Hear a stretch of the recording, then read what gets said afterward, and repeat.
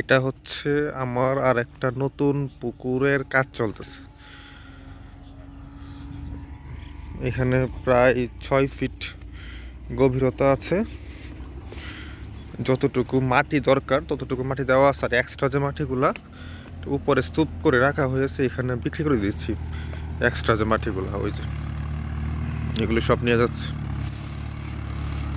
এই মাটিগুলো বিক্রি করে দিচ্ছি, দাঁড়ান দেখাচ্ছি।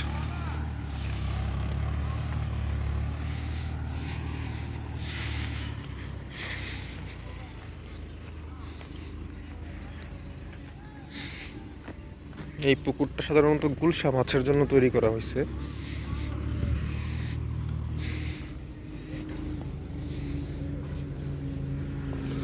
ওই যে সব মাটি বিক্রি করে দিচ্ছে।